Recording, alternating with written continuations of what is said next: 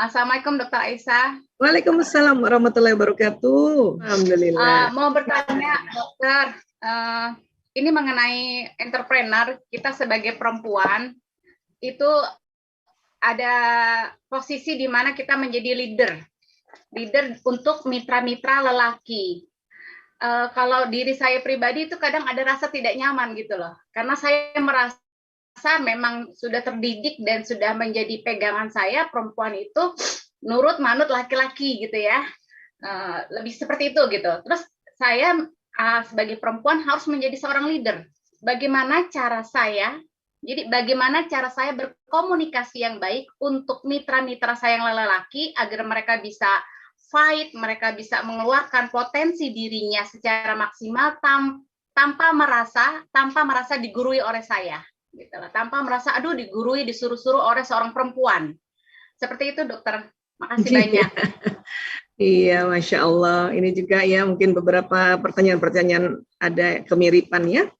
Ya, Cikgu Anita, panggil juga Cikgu. Ya.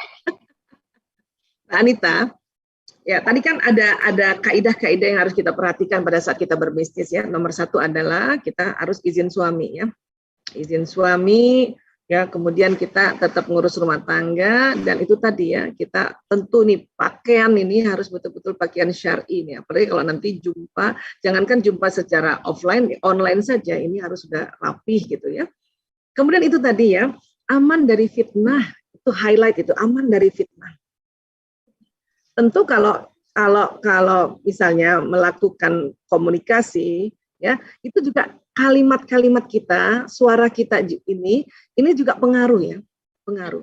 Ya, nah, dalam riset mengatakan pada saat bermitra, mitra perempuan ini ya, kalau bicara sama mitra laki-laki itu harus wibawa, tidak menggunakan suara manja seperti anak kecil atau anak gadis, karena kalau suara perempuan yang manja seperti anak kecil dan anak gadis itu diperuntukkan untuk bicara dengan suami. Ya, jadi ada risetnya tuh. Saya juga baru tahu di 2010 hasil risetnya masuk di Indonesia. Kalau kita sama suami, kita memang apalagi cuma berdua, mau ngomong bisnis kah, mau ngomong tentang rumah tangga dan sebagainya, memang diminta suaranya kayak anak kecil manja yang perlu perlindungan. Itu pada suami. Ayah, gitu. Ya kan? Aku pengen bakso, ayah, beliin bakso. Walaupun kita bisa. Bahkan kita punya uang. Tapi laki-laki yang menjadi suami seneng banget istrinya minta tolong kayak gitu. Walaupun hanya semangkok bakso. Dengan permintaan yang kayak suara-suara orang-orang Korea gitu.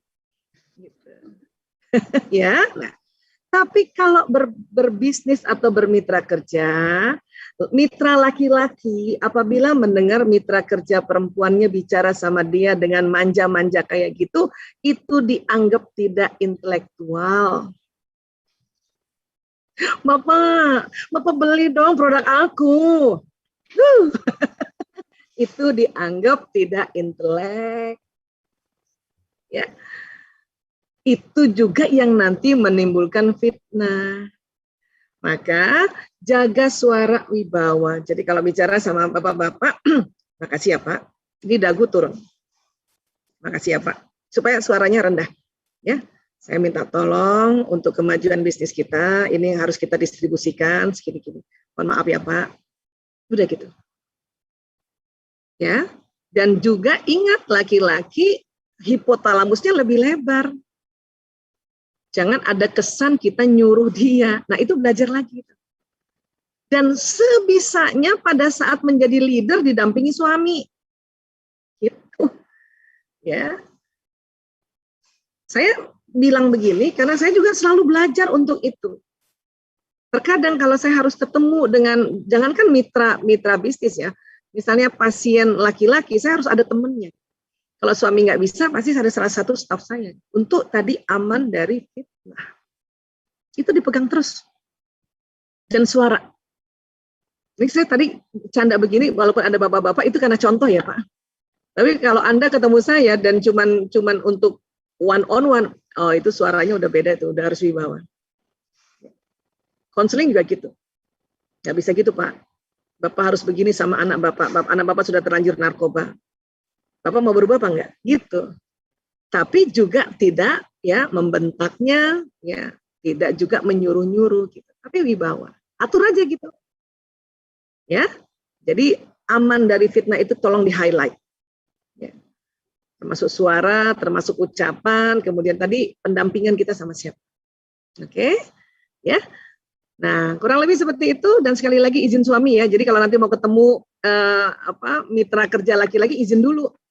Ya, Abi, Ayah, nanti mitra kerja saya bapak-bapak, berapa orang? 100 orang. Waduh.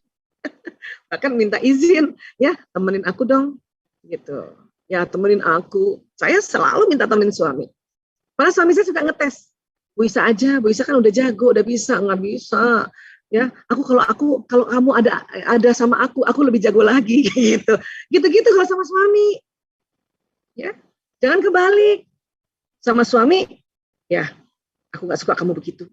Nah, pada suami gitu, sama orang lain, Bapak, rapatnya udah siap. Jangan gitu dong.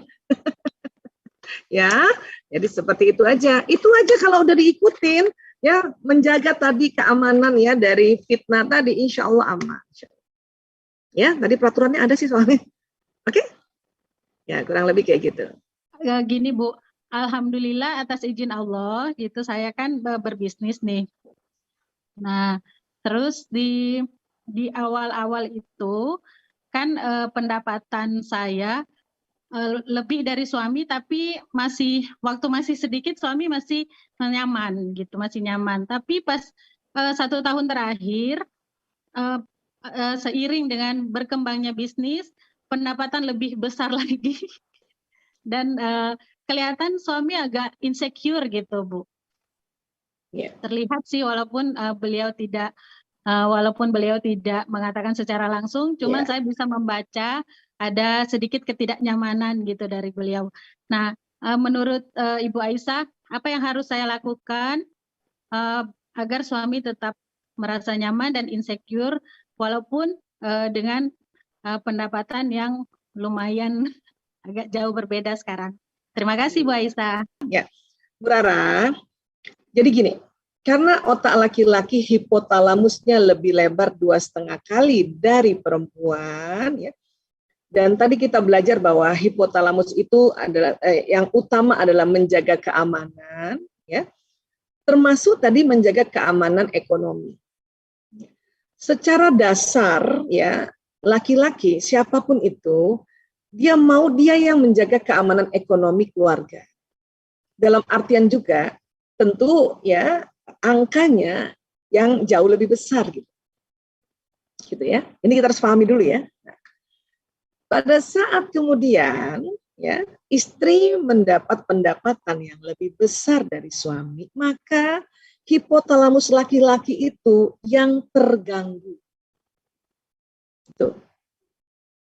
Apalagi mungkin kadang ya, mudah-mudahan bukan Bu Rara ya, barangkali ada ibu-ibu yang tanpa sengaja, ini ternyata saya kan kata sengaja ya, karena ibu-ibu ini kadang-kadang kalau lagi capek ngomong itu awang-awang aja gitu, ya, merasa bahwa ya agak sombong di depan suami gitu, ya tanpa sengaja, bahwa kita pendapatannya, walaupun cuma ngomongnya gini, aku lagi yang beliin semuanya, aku yang beliin.